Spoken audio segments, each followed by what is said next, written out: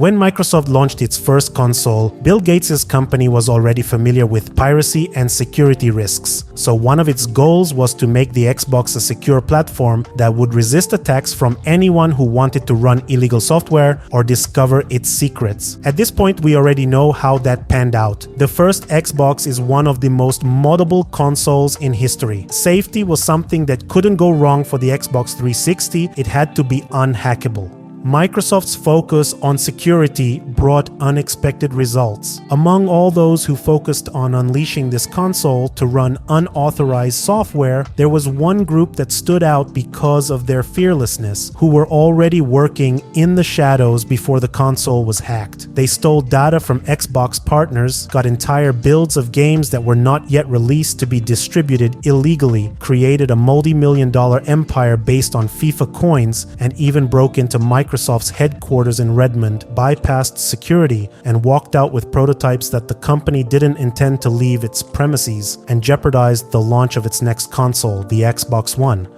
This is the story of Xbox Underground, a group of teenagers from different parts of the world who proved to be the nightmare for Microsoft, and as collateral damage, the US military, Epic Games, and Activision, just to name a few. Our story begins with a little boy from Canada, David Pecora, who had his first exposure to video games at the age of 3 years old, playing on his PC. From an early age, he showed interest not so much in video games, but in what was behind them, development. During his childhood, he learned to code in .NET at the same time he was playing on different platforms, but everything changed when he got his hands on a new console, the original Xbox. He became an avid Halo fan, and in his curiosity, started looking online for ways to modify the game. This led him to meet a group of hackers who were finding new things to do with this new piece of hardware. The first Xbox, although it was meant to be unhackable, had many security flaws which experts called kindergarten flaws. They left the decryption key in an accessible slot inside the console's memory, which was found a year after launch. This sparked the homebrew scene, which led to the console being able to run emulators, copying games into the console's storage just by inserting the disc, play movies, among many other things. How it was hacked and modified, and what this caused Microsoft gives us for another video. But this time, this information is essential to understand how this defined the future for David Pecora and how it would shape the future of what is now known as Xbox Underground. Upon learning that this was possible, Pecora hacked his Xbox and managed to reverse engineer Halo. He programmed tools for Halo 2 that allowed him to change the maps, the physics of the game, or change the game's weather. On the internet, he had found a group of young people who were into the same things he was. With the announcement of the Xbox 360, he found a new ground for his experiments. After its arrival in 2005, the console remained unhackable for many years. It could run illegal copies of games since 2006, but no mods or homebrew until later. That didn't stop Pecora from looking into ways to continue modifying software, and he would do so before the Xbox 360 was completely hacked. In order to accomplish that, another character stepped onto the scene. Rowdy Van Cleve was someone who also enjoyed modding his first Xbox and was even a member of a hacker group known as Avalanche, originally from Walnut Creek, California. One day he found out that nearby his area there was a recycling facility that sold Xbox DVD players for a very low price. So he decided to check it out, and once at the location, the employees let him know that they were constantly receiving Xbox stuff that they didn't know what it was, but surely could be resold. Van Cleve asked to check them out, and once he got into the piles of electronic junk, he found 5 Xbox 360 motherboards. He convinced the employees to let him have them. Back home, he started testing them, and when he plugged one of the motherboards in, the future of the Xbox 360 changed forever.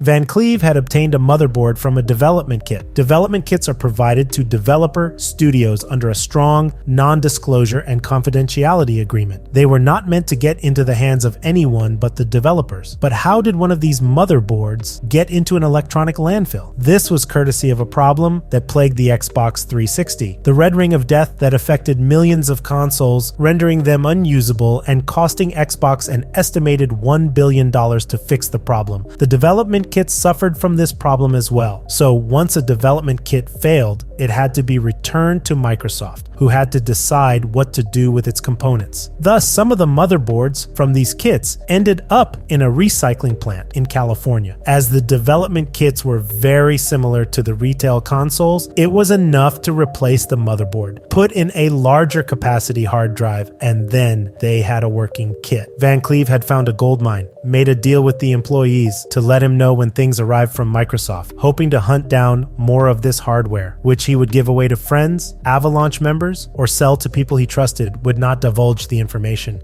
One such customer was David Pokora, who in 2008 bought one of these kits after Van Cleave was impressed with the young programmer's skills and ended up selling him a kit for $1,000. The development kit opened the doors for Pokora to be able to modify Bungie's most recent title, Halo 3. Proud of his achievements, he shared them on forums such as HaloMods.com, being one of the few to contribute things about the new Master Chief title. This caught the attention of another hacker named Anthony Clark from California. He was also a prominent member of the scene for the original Xbox, with the ability to reverse engineer various games and hardware. Pokora and Clark formed a relationship and would eventually start working together on some projects. Clark gained access to development kits through Pokora, who kept buying parts from Rowdy Van Cleave. They soon found themselves programming mods that gave the Master Chief the ability to jump high in the air and bombard the stage with rockets. They could do this online, which they accomplished through PartnerNet, another of Microsoft's weak points.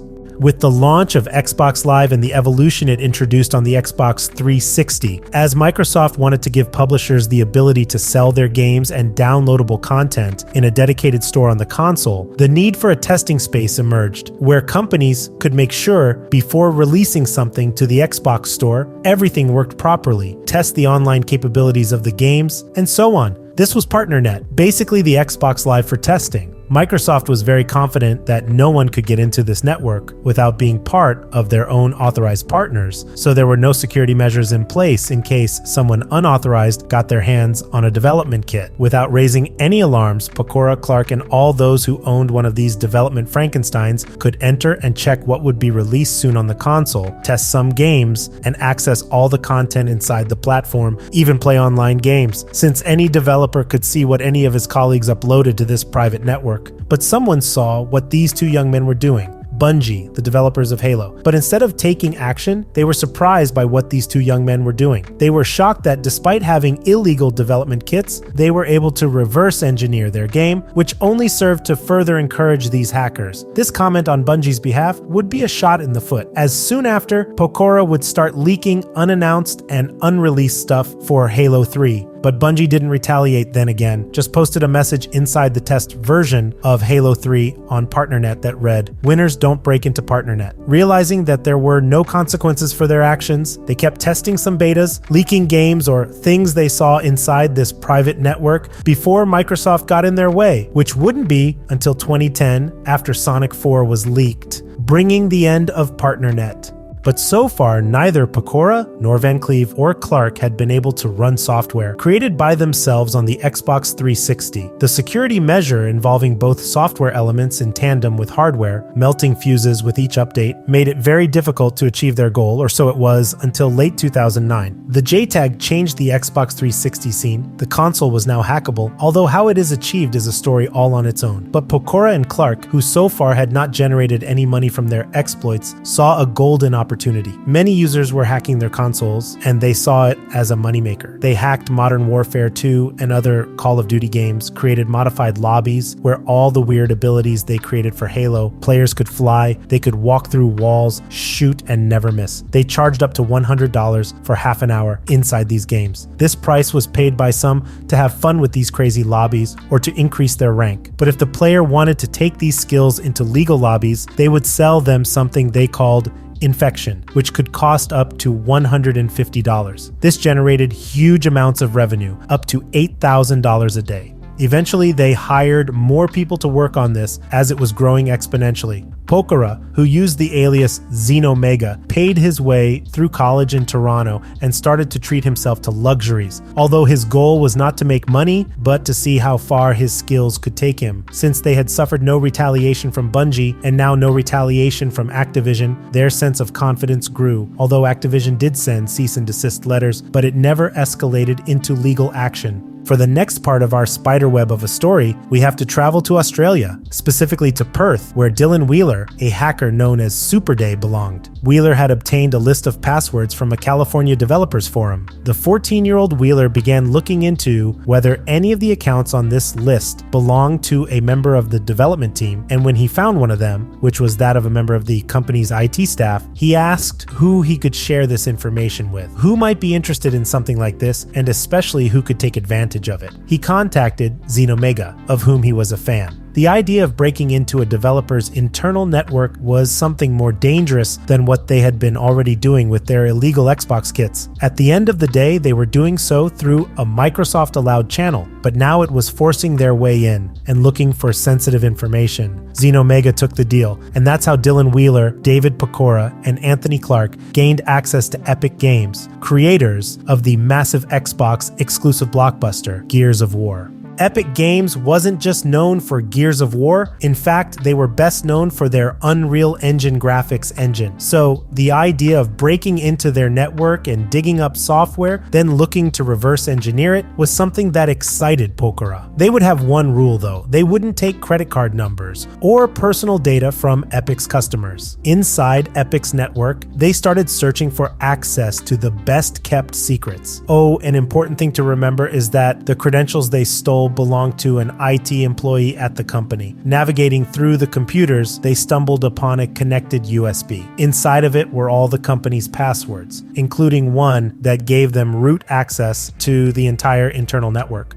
A short time later, they found themselves inside the computers of key members such as Cliff Bleszinski. The hacker group had hundreds of gigabytes that they could extract from the company. However, back then, VPNs were not mainstream. You were required to have a piece of hardware that would allow you to change your IP. Dylan Wheeler then recruited another member to the group, Sanad Neshaiwat, nicknamed Sonic, a hacker and gamer from New Jersey. He provided the piece of hardware that would allow them to change their IP address. This way, they extracted hundreds of gigabytes of information from Epic's network. Amongst all this information, they found the source code for Epic's next game, Gears of War 3. Wheeler took this data, burned it on 8 Blu-rays, and sent it to Canada, marked as wedding videos, where Pecora received it and passed it along to several of his friends. They did all this offline to avoid being traced or drawing any attention, but shortly after, a torrent was posted on the Pirate Bay. Gears of War 3 had been leaked onto the public. An incomplete and buggy version, but something that was never meant to be available to the masses. This ended up getting Epic's attention and prompting an investigation by the FBI.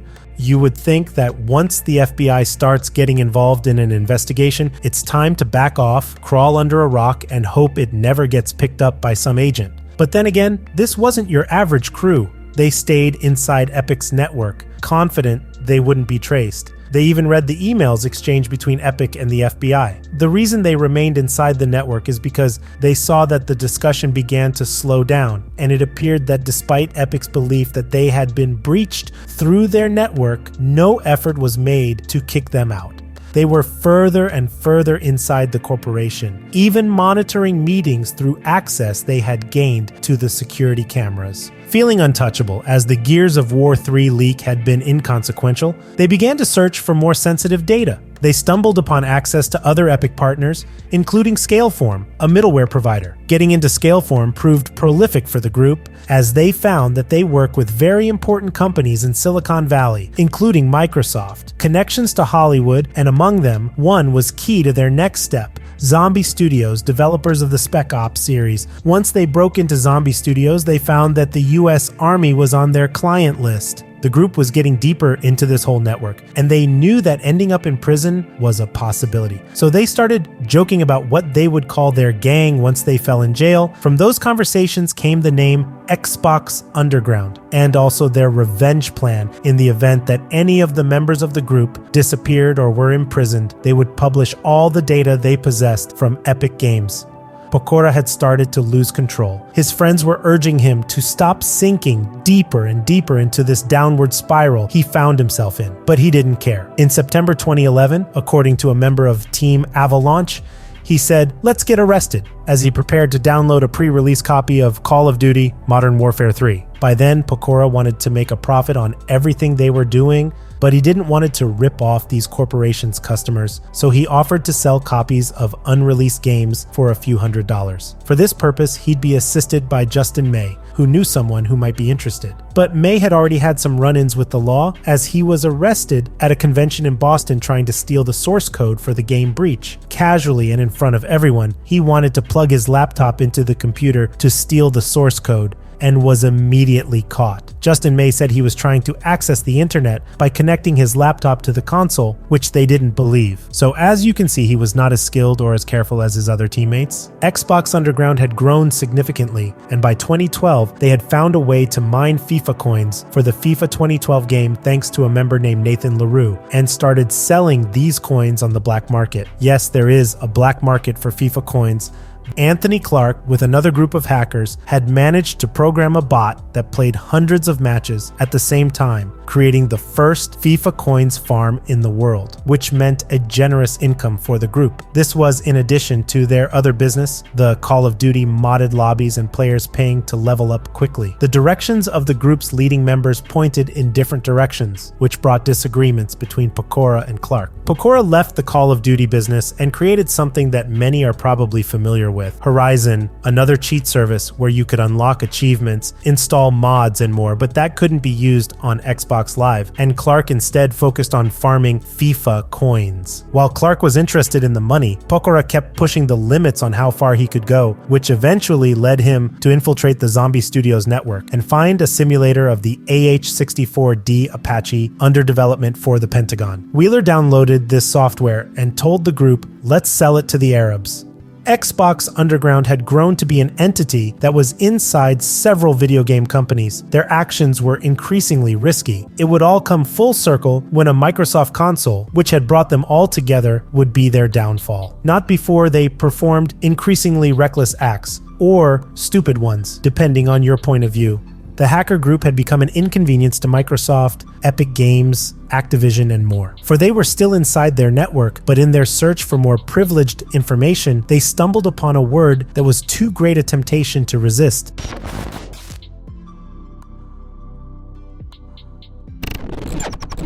Xbox was working on their 8th generation console. Said console was named Code Durango, which would eventually be called Xbox One. The hacker group found all the details of its infrastructure and its specifications. Rather than selling the information to the highest bidder, they decided to build machines with the same specifications, which they would sell to other users. Once this illegal Durango was assembled, they found someone willing to pay them $5,000 for it. The buyer was in Seychelles, located in the Indic Ocean. LaRue assembled it, and Justin May, who, remember, was arrested trying to steal data at a convention, picked it up to be shipped. But this machine never made it to its destination. When they learned of this and the buyer complained, they had a panic attack. They thought the FBI was after them, had intercepted their package, and paranoia kicked in.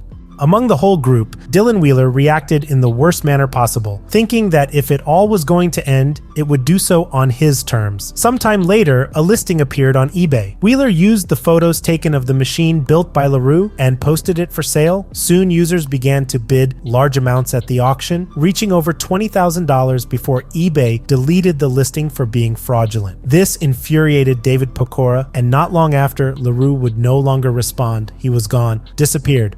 Dylan Wheeler was then visited by a Microsoft private investigator named Miles Hawks, who invited him to breakfast at the Hyatt Hotel, who inquired about his collaborators. Wheeler tweeted about this, saying he had received a visit from Mr. Microsoft. Microsoft had found a trace of who was behind all this chaos, and the group no longer felt untouchable as they did after their attack on Epic Games. Xbox Underground members in the US began to report to their peers that they were being followed by black vehicles, and everyone began to suspect that there was an informant within the group. Nathan LaRue was still missing.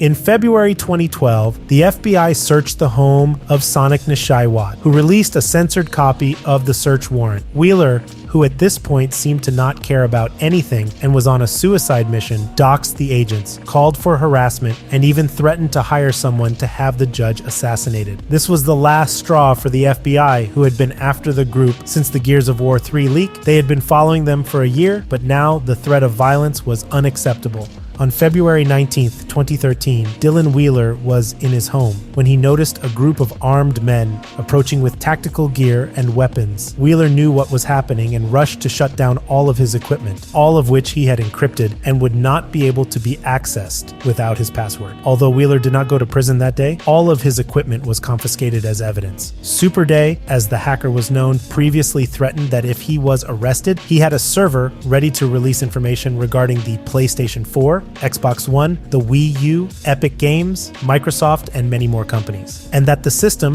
had a failsafe that required him to log in daily. When his computer was confiscated and he was unable to log in, all the data was released, almost 2 terabytes of information, but it was all encrypted. For his part, Pokora, who had been keeping a low profile, told Justin May that he would be attending DEF CON, a cybersecurity convention held in Las Vegas. At that point, the FBI assigned charges against Pokora, Neshewat, and LaRue: fraud, identity theft, conspiracy to steal trade secrets, amongst others. In the documents of these 16 charges, it was revealed that the pranks the group played on each other were now a reality, for they were cited as the Xbox Underground. However, luck played in favor of the group, as Pokora was unable to attend DEF CON in Las Vegas, and the FBI decided that arresting those on US soil would have set off an alarm. But this only cleared the way for the most absurd thing in this whole story to take place. Oh yes, there is something even more absurd. In September 2013, Pokora received a call from another group member, Austin Alcala, who mentioned to David Pokora that he knew someone that could hook them up with a Durango prototype directly from Microsoft. What Armin, this character, was asking for was a few $1,000s and credentials to access the Microsoft developer platform. Going against all common sense and survivability,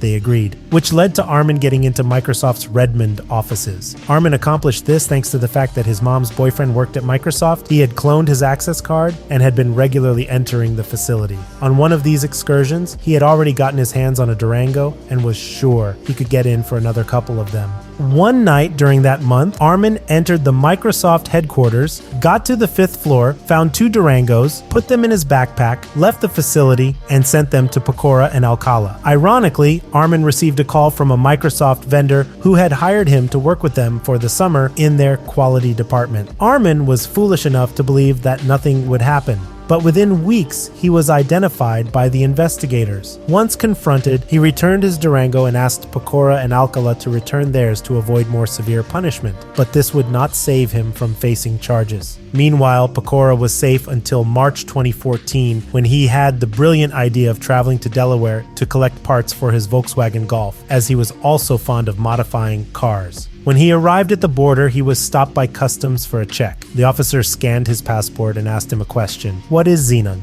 This was the name he gave to one of his businesses, Xenon Development Studios, which received payments from Horizon, where he modded and hacked various games and sold cheats. At that point, officers approached from behind the vehicle, and Pokora knew he was about to be arrested at the age of 22. Once in custody, on a ride to court, he was placed in a vehicle next to someone who looked familiar. It was Nathan LaRue, who had been arrested in March of that year. LaRue had left the hacker scene and turned to using his gifts elsewhere. At the time he was arrested, he was working for Human Head Studios, creators of Prey, Brink Defiance, and other games. Sanad Neshewat was also arrested. Him and David Pokora pled guilty and received an 18-month sentence with no bail. Nathan LaRue received a 24-month sentence but was granted bail. LaRue left prison to live with his parents while his legal status was being defined, ripped off his monitoring bracelet, and fled. He paid a friend to drive him to Canada only to have his car stopped at the border. To avoid being arrested in the US, LaRue ran into Canadian soil, but when he was surrounded by officers, he pulled out a knife and stabbed himself several times. His life was saved by doctors in Ontario, and once he recovered, he served his prison sentence. Throughout that time, Human Head members sent letters to the judge speaking highly of their colleague, and once he left prison, he rejoined the company.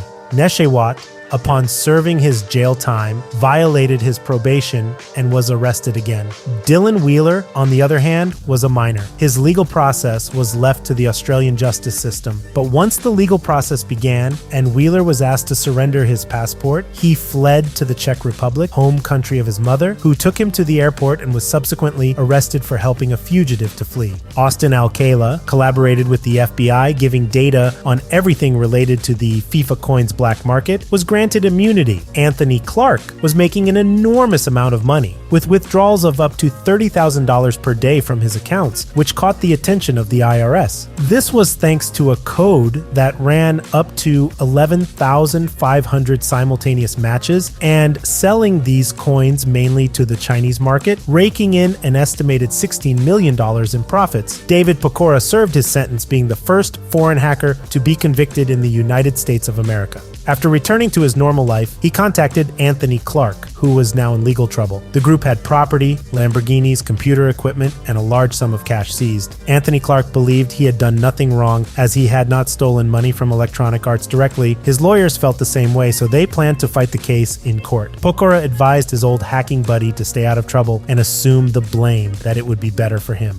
Not long after, in February 2017, Clark was found lying lifeless in his home, product of an excess of alcohol and medication. He had just turned 27 years old. Somebody leaked the Epic Games database. Well, I had it before that guy, but somebody else leaked it.